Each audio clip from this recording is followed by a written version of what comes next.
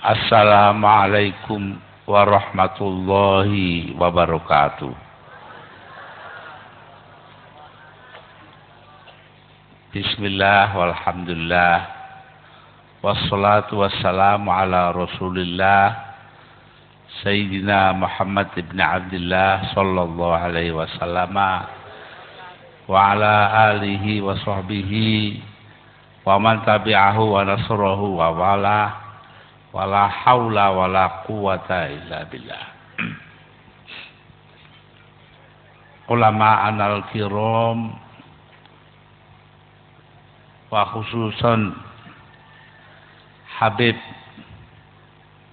Parung, panjang namanya jadi saya tidak hafal.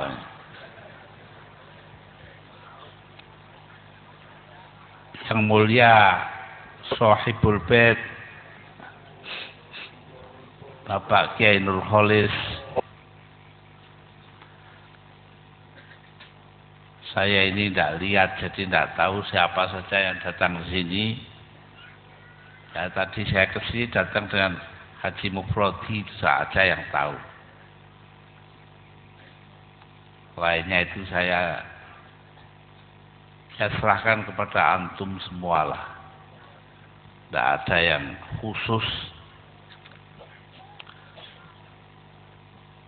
Alhamdulillah malam ini kita berkumpul memenuhi panggilan dari Kiai Nur Kholis.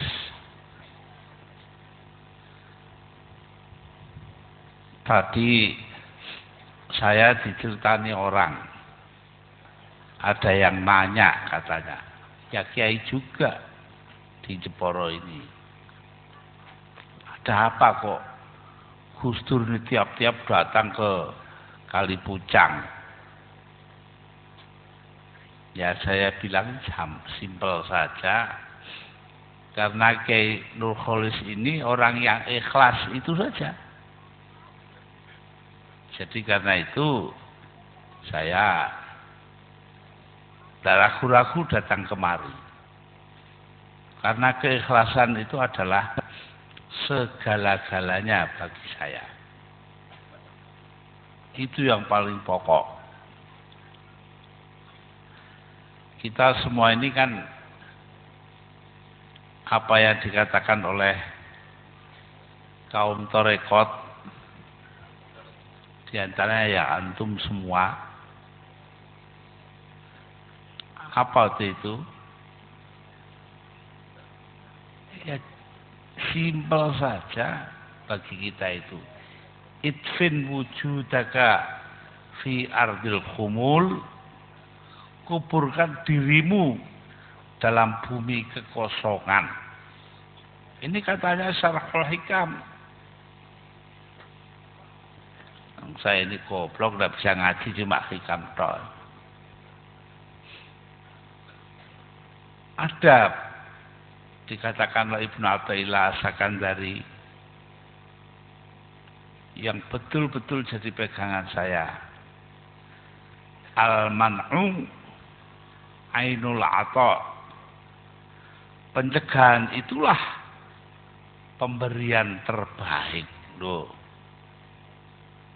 Pemberian terbaik itu kalau kita dicegah, bukan kalau kita diberi.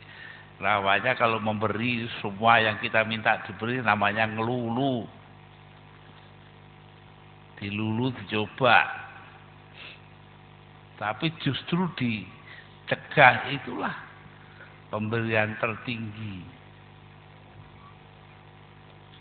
Lah sebagai orang yang menjadi jamaah Nahdlatul Ulama, pegangan saya itu ya dari Syarhul Hikam lagi. La tashab man la yunhiduka ilallahi haluhu wa la yadulluka ilallahi maqaluhu. Jangan kau temani atau kau jadikan guru orang yang perilakunya tidak membangkitkan kamu kepada Tuhan dan kata-katanya tidak menunjukkan kamu kepada Tuhan.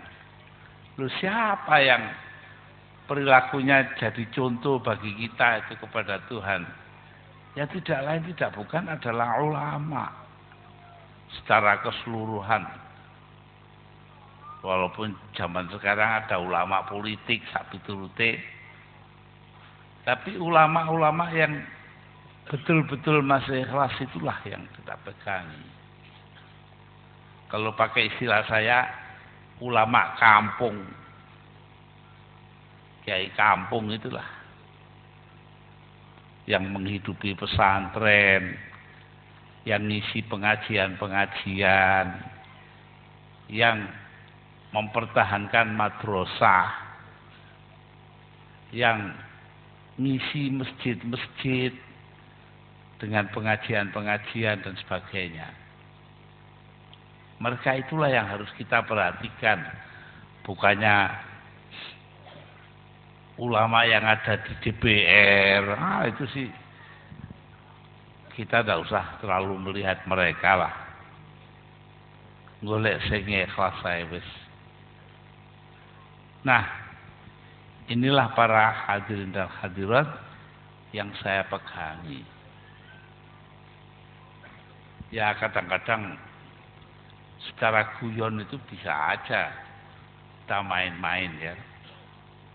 Umpamanya saja kalau ngaji posoan itu kan turu ae. Mau tidur saja itu. Lah untuk supaya tidak ketiduran ya banyol-banyol begitu. Saya itu pernah di Masjid Tebireng ngajar hikam. Saya cerita kepada jamaahnya itu. Cerita saya itu apa? Dalam belajar hikam ini, itu yang terpenting adalah kita ini supaya tahu bahwa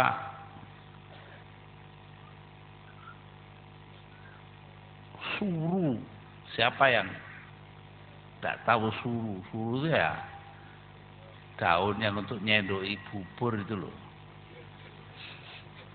Siapa yang tahu asalnya suruh? Wah, kabeh mikir sulu, wah apa saja itu. Sampai 5 menit saya biarkan. Kata,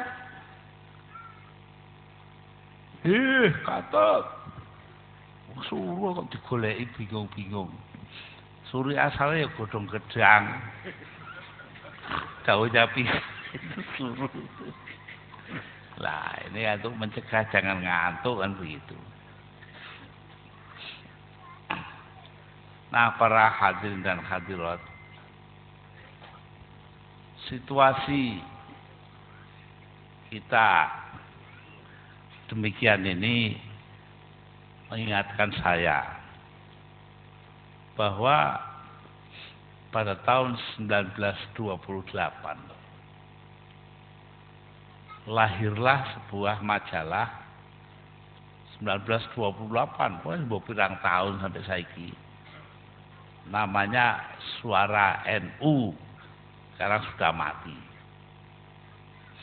Nomor perdananya itu ada tulisannya Kiai Haji Muhammad Hasyim Asy'ari dari Tebireng Jombang. Kata beliau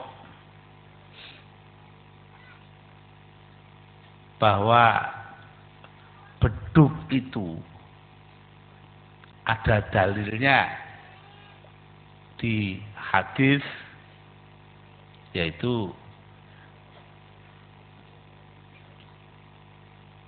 beduk itu dari kulit. Kanjeng Nabi senengane dulinan terbang, rebana.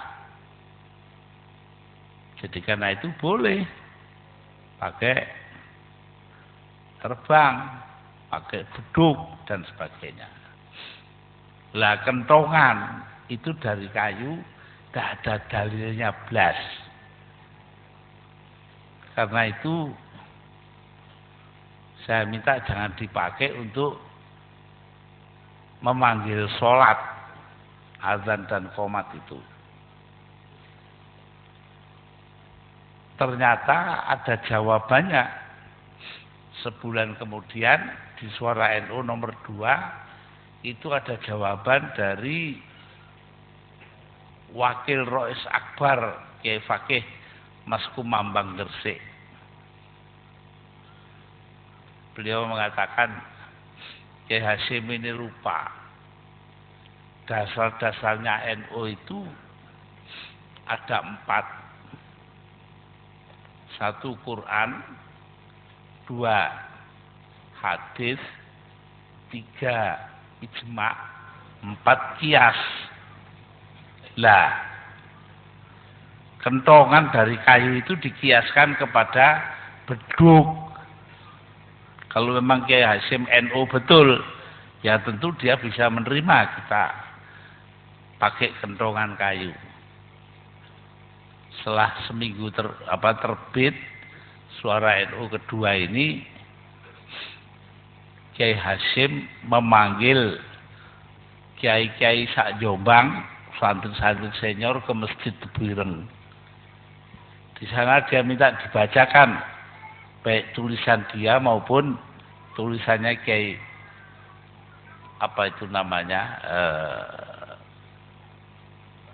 Kiai Fakih Mas Kumambang itu. Terus habis itu dia komentar apa?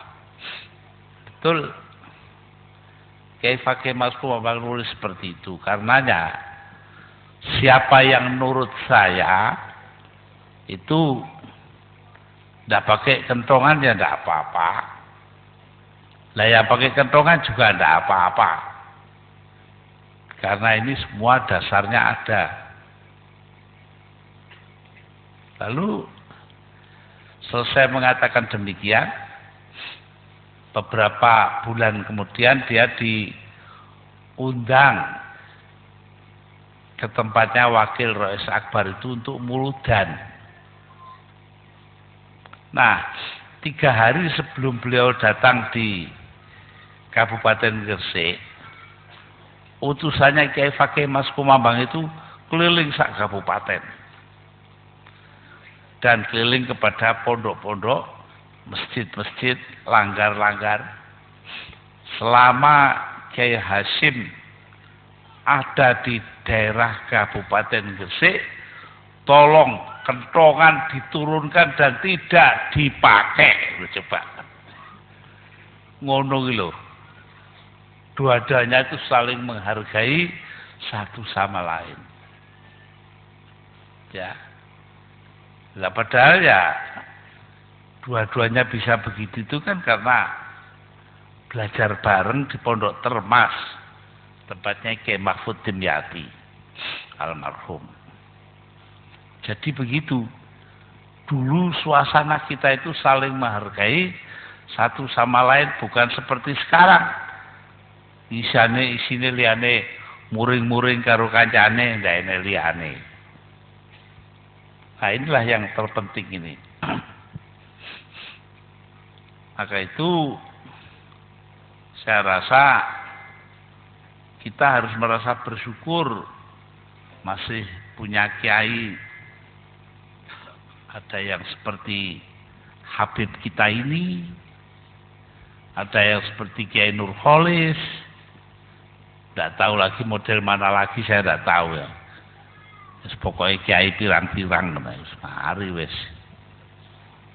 Jadi ini yang terpenting.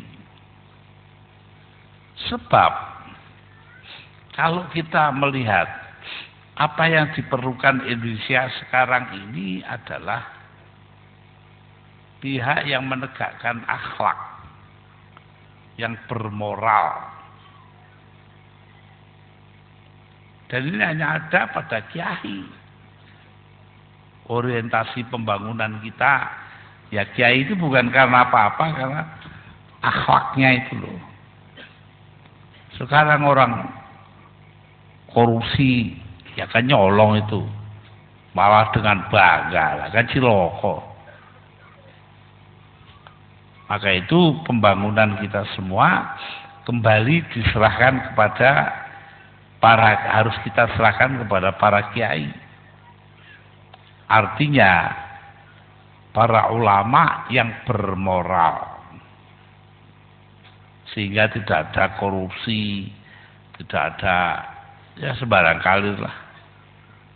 Ini penting sekali untuk kita ingat, sebab ini menyangkut keselamatan kita dunia dan akhirat. Terus terang saja, ini yang tidak ada, kita cari di mana-mana itu tidak ada. Lah, saya sendiri terus terang saja melihat kok kita ini tambah lama tambah jauh dari moral atau akhlak yang benar itu. Padahal salah satu di antara dasar-dasar hidup kita yang tertera di dalam anggaran dasar dan anggaran rumah tangga Nahdlatul Ulama adalah i'la'u kalimatillahil lati hiyal ulya, meninggikan asma Allah yang sudah mulia itu. Nah, kalau tidak mau berakhlak mulia, bagaimana kita tinggikan? Bagaimana kita muliakan? Sudah otomatis dengan sendirinya kalau kita memang mau ila'i kalimatillahil lati hiyal ulya, ya harus berakhlak yang baik. Ini tuntunan Nabi kita, Nabi Muhammad sallallahu alaihi wasallam. Saya rasa ini menjadi sangat penting bagi kita dewasa ini. Karena kita lihat di mana-mana akhlak sudah mulai rusak. Akhlak sudah hilang akhlaknya, akhlakul karimahnya itu sudah hilang. Yang tinggal itu keangkuhan. Bahkan saya mau ngomong terus terang saja, kita serahkan segala-galanya kepada para birokrat, pejabat untuk mutusi. Lah padahal ada seorang ahli strategi dari Jerman pada abad ke-19, namanya von Clausewitz. Apa yang dia bilang? Dia bilang perang itu terlalu penting untuk hanya diputusi para jenderal saja. Loh, perang harus diputuskan oleh seluruh bangsa dan negara. Itu perang menurut von Clausewitz. Sama saja kita yang nggak begitu toh. Semuanya itu harus dilakukan oleh orang-orang yang tepat, yang ahlinya. Lah, banyak yang bilang kepada saya, wah kalau gitu nanti NU bagaimana nggak punya ahli yo. Jawab saya, loh NU itu ahli kubur.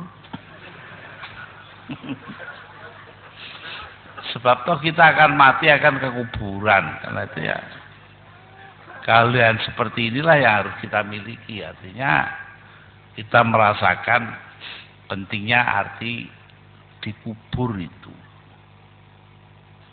Gak ingin hidup terus-terusan. Nggak mungkin ada. Ya, saya rasa ini menjadi sangat penting pegangan kita untuk tidak keliru, supaya hidupnya ini jangan zalim kepada orang lain. Ini penting sekali, apalagi orang-orang dalam jabatan pemerintahan. Seorang penyair Arab qoblal Islam, penyair jahili, namanya An-Nabighoh Az-Zubyani. Lahirnya itu kira-kira 100 tahun sebelum Nabi Muhammad Sallallahu Alaihi Wasallam itu lahir, dia sudah ada. Apa kata beliau? Fa innaka kalailil ladzi huwa mudriki wa in khiltu annal munta'a anka wasi'u. Engkau ini bagaikan malam yang selalu menjumpai aku. Tidak ada tuh orang bisa ucul dari malam itu. Burung orang dia mesti ketemu bengi kok. Iya. Walaupun tadinya saya duga jarak antara kita ini sudah sangat jauh. Wa in khiltu annal munta'a anka wasi'u. Ini dalilnya khola wa akhwatuha ini. Nah ini katanya Nabi Roh begitu. Saya ini terus terang saja tidak berani mengulang Quran, hadis, kalau akeh kiyaine kok. Ora usah lah, syair lah enak. Kleru ya tidak apa-apa ngomong syair kok. Loh, kalau bicara syair itu, saya ini dulu di Universitas Baghdad di Fakultas Syariah itu Fakultas Adab Sastra diajari tiap tahun harus setor 2.500 baris syair, bait syair. Jadi kerja saya tiap hari ngapalkan syair. Nah itu membekas. Saya ingat terus sampai sekarang ini. Ditambah dulu waktu kecil ya belajar ngaji itu. Alfiatul Ibnu Malik, Amriti, semua itu ngelontok wis. Iya. Lu enggak percaya. Amriti itu Abun akhun hamun wafu wadujaro ulu mudhafin mufradin mukabbaro. Loh. Ayo tak delok yai sapa sing baca? Ya ini selalu Amriti malah. Nah ini. Jadi di sini kita melihat bahwa apa? Perbendaharaan yang kita miliki itu sangat beragam, sangat kaya. Inilah sebabnya kita justru memiliki budaya sangat beragam. Orang nanya, NU karo Muhammadiyah piye? Wong ngono kok digawe gegeran. Pada abad ke-5 Hijri 12-13 Masehi, Masyayikhul Azhar di Al-Azhar sana di Kairo itu membahas orang ziarah kubur. Sing oleh ziarah kubur belakangan jadi NU kan gitu toh. Nah sing ora oleh belakangan jadi Muhammadiyah, ngono kok gegeran. Ya, biasa saja itu. Asalnya sama-sama budaya. Tapi zaman sekarang yang tidak budaya pun diterima. Contohnya tidak usah jauh-jauh. Pak Harto dengan sistem orde barunya itu. Oh itu yang dilihat itu pada kelembagaannya, bukan pada budayanya, kelembagaannya. Nah, ambil contohnya kelembagaan itu ya tentara, ya TNI itu. Zaman Pak Harto itu kan yang tidak Islam tidak diterima. Contohnya nggak usah jauh-jauh untuk jadi ajudan presiden tahun 90-an itu TNI dalam hal ini Angkatan Darat, mengajukan nama Ferry Tinggokoy. Sekarang menjadi ketua PKB Sulawesi Utara. Oleh Pak Harto ditolak, padahal dia itu terbaik di kelasnya. Terus dipilih Wiranto. Nah, sekarang jadi jenderal. Ini contoh gitu loh. Wiranto itu ya tidak begitu pinter di kelasnya, tidak masuk hitungan, tapi menjadi terbaik di matanya Pak Harto karena bedanya Angkatan Darat. Nah, menjadi bahkan sekarang menjadi calon presiden Wiranto. Ya, jadi di sini kita melihat bahwa bisa saja sesuatu itu dilihat dari sudut kelembagaan, tapi bisa juga dari sudut budaya. Kalau hal ini kita ingat ya, maka kita di sini juga itu peristiwa budaya, yaitu torekot. Nah, torekot itu kan ya budaya.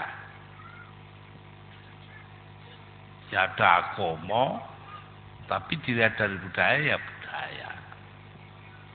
Apa bedanya torekot kita di sini dengan apa yang dikemukakan oleh umpamanya saja oleh Kerajaan Sriwijaya di Sumatera bagian selatan pada abad ke-8 Hijri Masehi.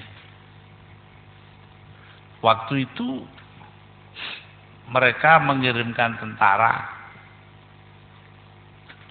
mendarat di Pekalongan.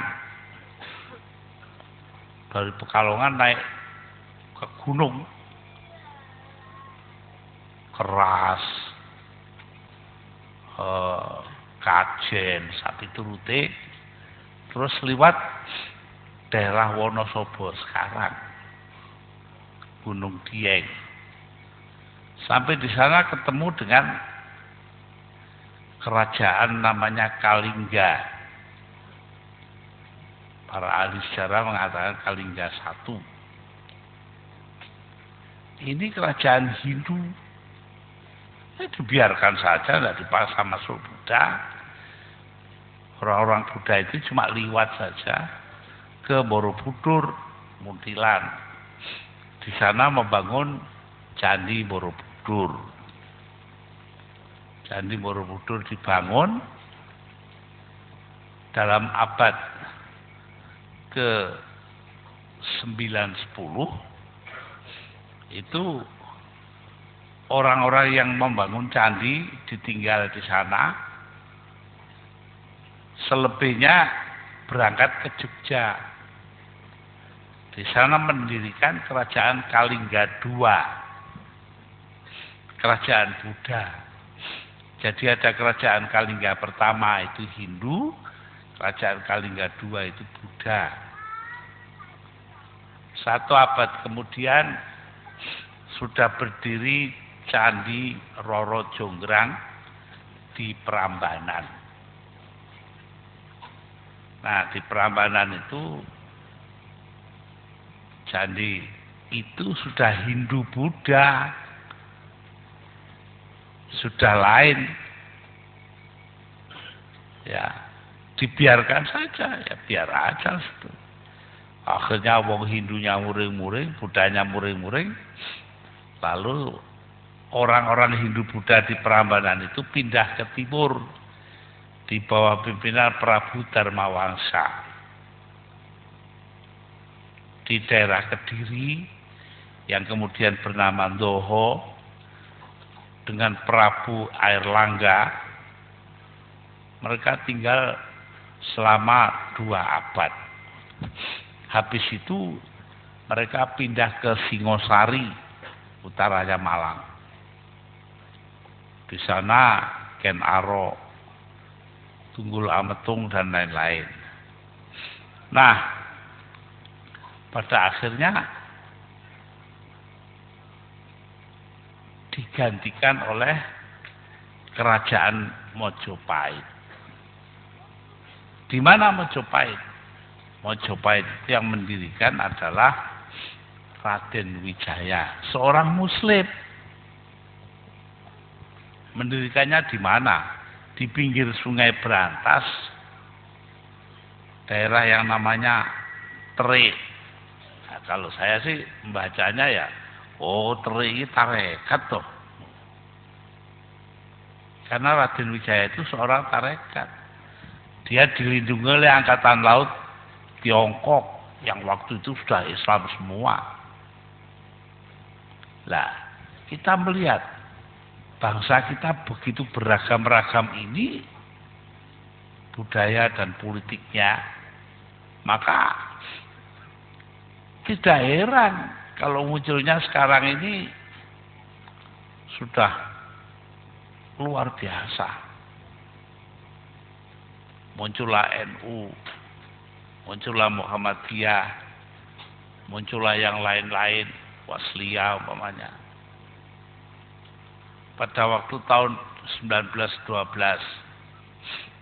waktu itu Kiai Hasyim Asy'ari, Muhammad Hasyim Asy'ari Tebuireng ditanya atau diberi laporan telah berdiri sebuah perkumpulan namanya Muhammadiyah di Jogja. Lalu beliau hanya bertanya satu saja, sopo sing gawe? Siapa yang buat Muhammadiyah itu? Yang mendirikan itu adalah Haji Ahmad Dahlan. Apa kata beliau?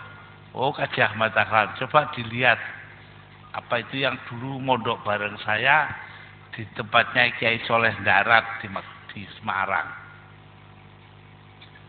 3 hari kemudian saya dapat laporan, betul Haji Ahmad Dahlan itulah yang mendirikan Muhammadiyah. Jawabnya, enggak apa-apa itu. Dia itu cuma aneh karpe dhewe ibadah. Iya memang kita lihat itu. Lancingnya dari sana. Mari salam pelencing loh, kan enggak pakai wiritan. Jadi kita itu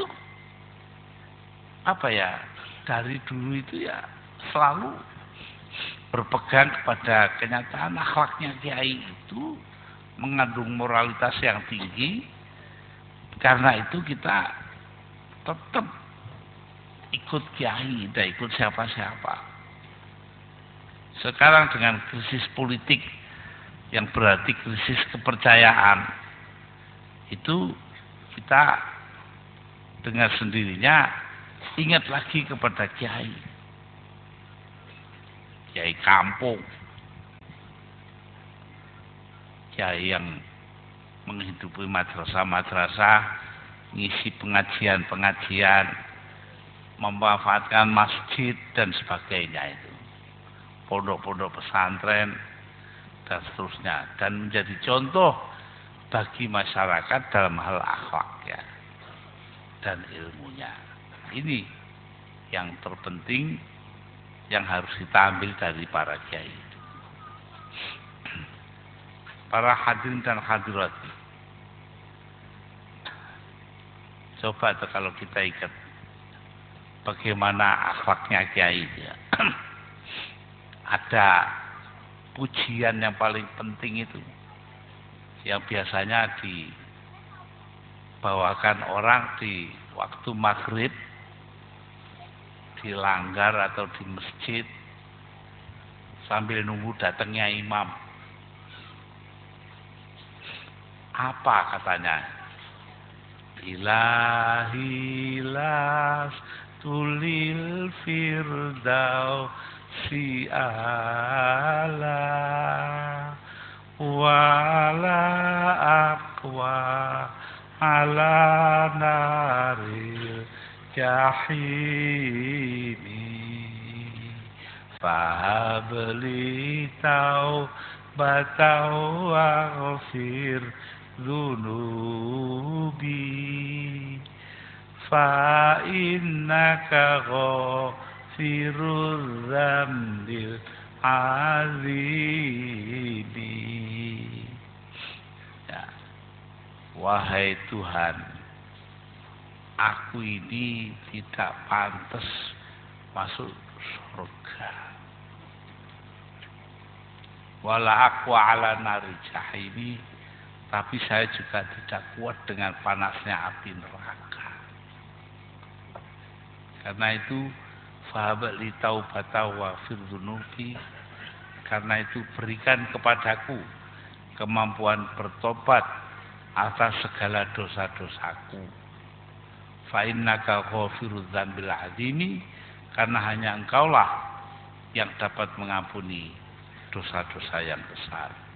Iki lho enake dadi wong awak dhewe ya di sini.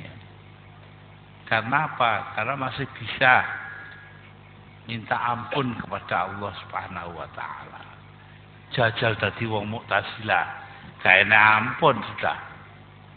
Nah ini. Nah jadi yang bahasa beginilah yang harus kita pegangi. Ya, satu akhlaknya kiai, kedua kesadaran bahwa Allah itu maha tinggi, kita manusia ini banyak kesalahan-kesalahan. Karena itu kita pantas sekali untuk tidak sombong. Nah, para hadirin dan hadirat, saya rasa banyak sekali yang dapat kita kemukakan dalam acara seperti ini, pengajian-pengajian. Tapi kita mencoba mendengarkan nanti Habib kita dari Parung ini. Sampai dawannya aku gak lali ya, ndak hafal. Ya. Lalu beliaulah nanti yang banyak cerita, karena memang beliau ini orang yang banyak sekali mengaji di mana-mana, sehingga beliau menjadi penyebar Islam. Ya, jadi karena itu ya tiap orang kan lain-lain, jurusannya beda-beda, ya sudah, tidak apa-apa. Kita tidak boleh tunduk selain kepada Allah Subhanahu wa ta'ala. Itu aja tundukan kita.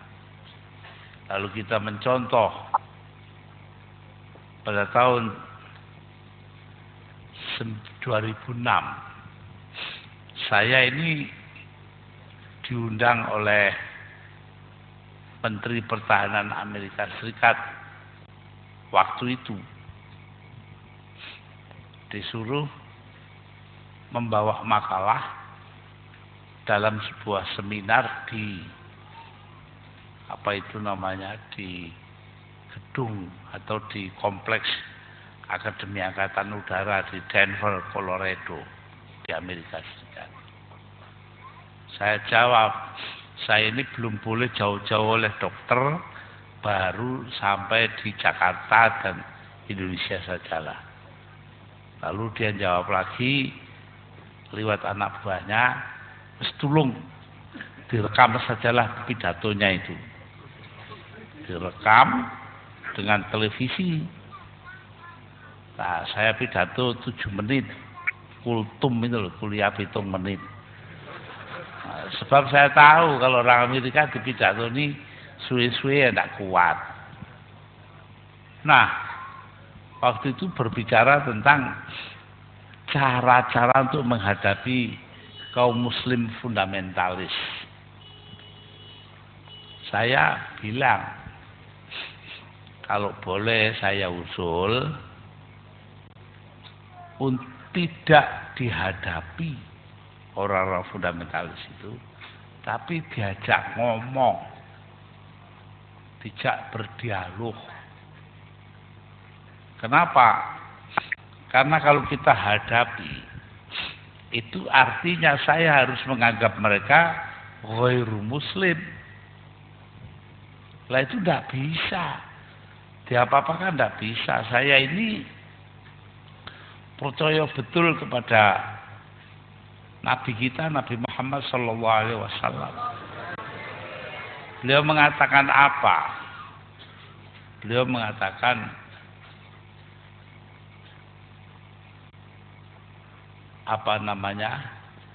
tidak bisa orang itu dianggap keluar Islam. Tidak ada orang keluar dari Islam. Jadi dengan demikian saya tidak boleh menganggap mereka itu orang lain. Ya podo-podo Islame, cuma ya Islamku ngene, Islamku ngono-ngono, sudah. Nah ini katanya sih dapat sambutan baik sekali. Maksud itu saya tidak bisa datang. Nah, sikap ini saya bawa terus.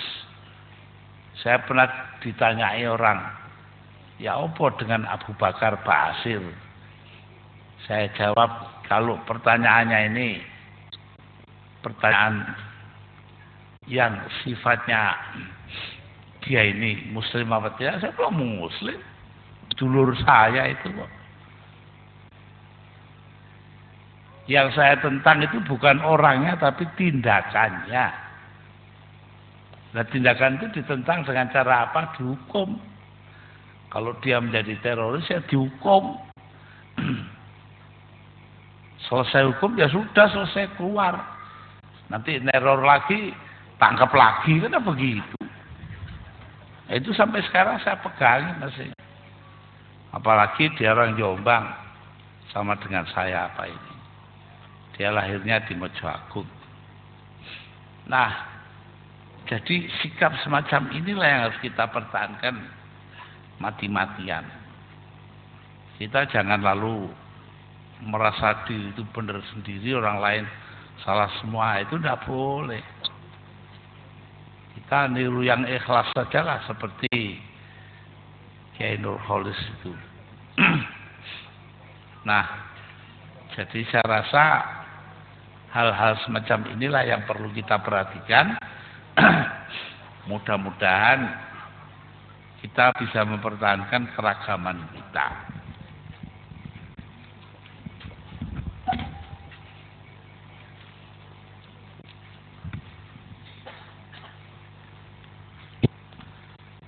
Nah,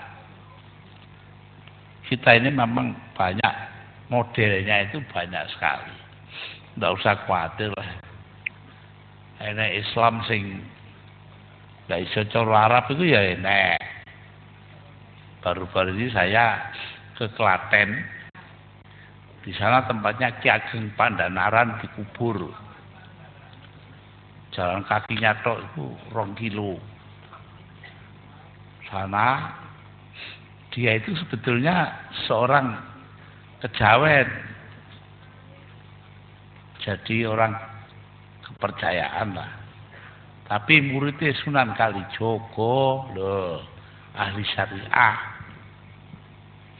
Nah, kalau wiritan itu guyokno, nggak bisa cara Arab babar pisan kok. Jadi ya Hayyu ya Qayyum nggak bisa. Ya Hayyu ya Qayyum nggak bisa. Jadi akhirnya bikin cara sendiri, cara Jawa. Ya kayuku ya kayumu. Lah ya Hayyu ya Qayyum ya kayuku ya kayu. Nah, saya menghormati ke kuburannya. Kuburannya kayuku ya kayumu. Nah inilah Islam yang berwajah banyak seperti inilah yang harus kita harus kita muliakan. Walaupun dia tidak bisa bahasa Arab, walaupun dia orang kejawen, tapi kan dia sudah mencoba dekat dengan Allah. Di sini saya ingat kepada halal bihalal yang lalu, halal bihalalnya PBNU. Di sana Profesor Dr.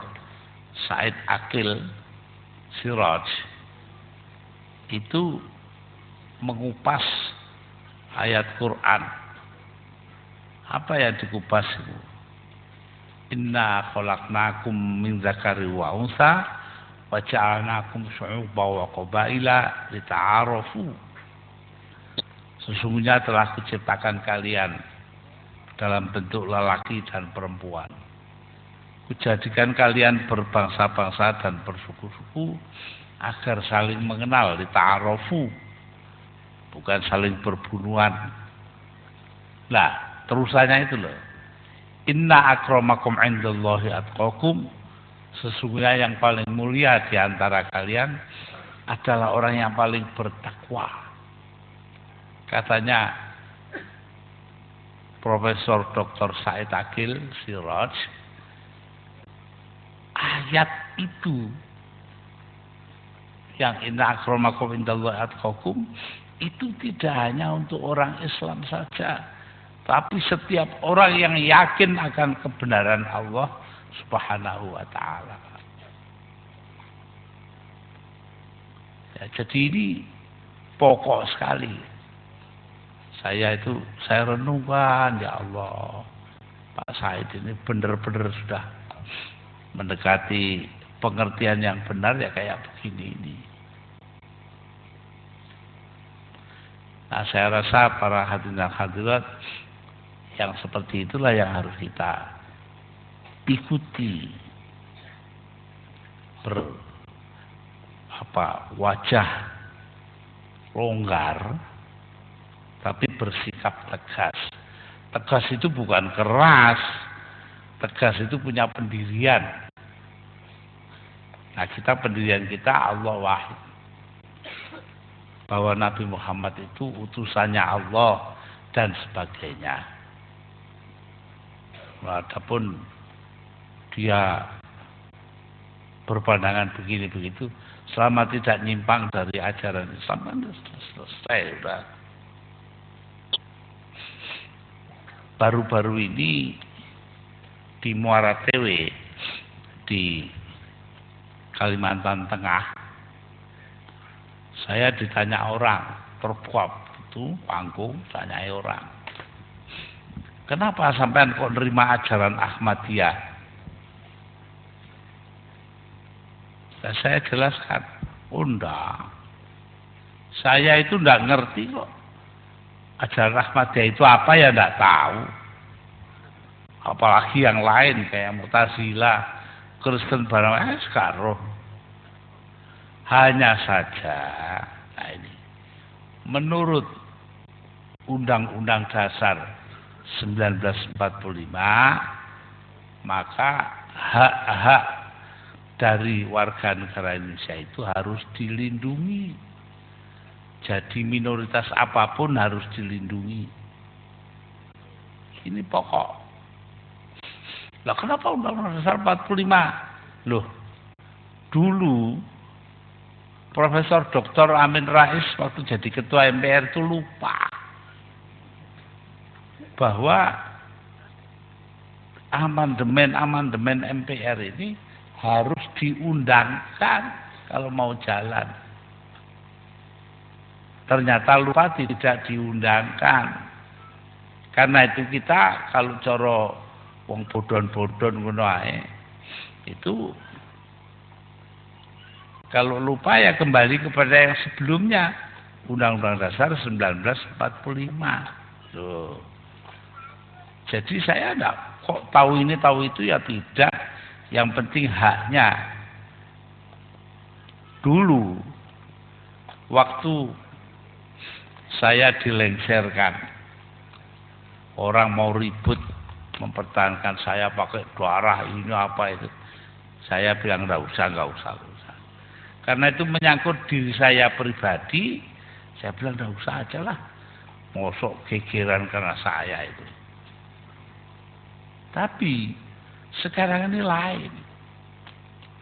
Saya enggak mau ngalah sama sekali. Undang-Undang Dasar kita itu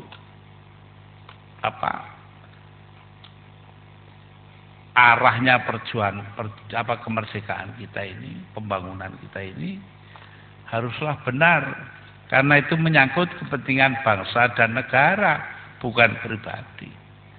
Kalau itu nyangkut kepentingan pribadi saya tidak ada masalah, tapi yang saya takut itu kalau kepentingan negara dan bangsa itu sampai terusik, sampai diganggu. Itu karena itulah Saya kadang-kadang rotok kereng dalam soal ini.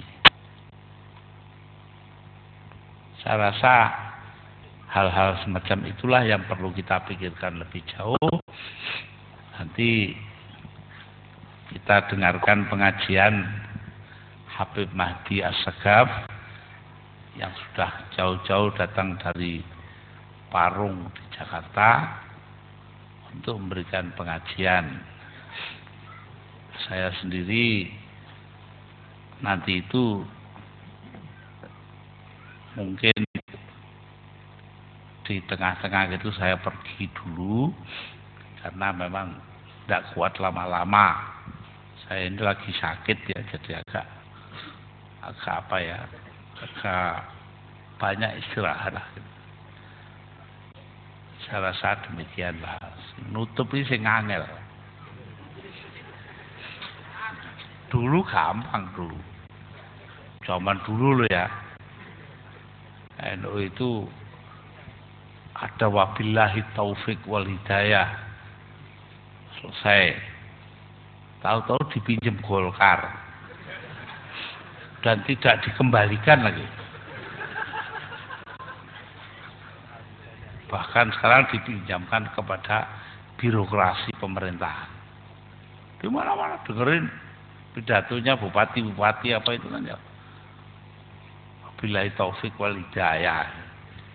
Akhirnya NU diwakili Kiai Ahmad Abdul Hamid Kendal almarhum itu buat wabillahi taufik wallahul muwaffiq ila aqwamit thoriq.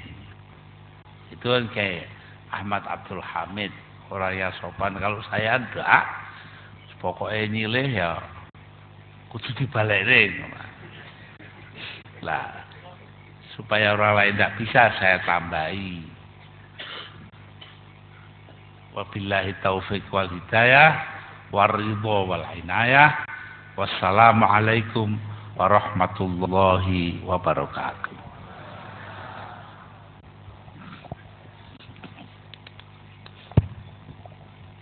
Alhamdulillah. Untuk Maidah Hasanah yang kedua akan disampaikan oleh Syekhina wa Rabbi Ruhina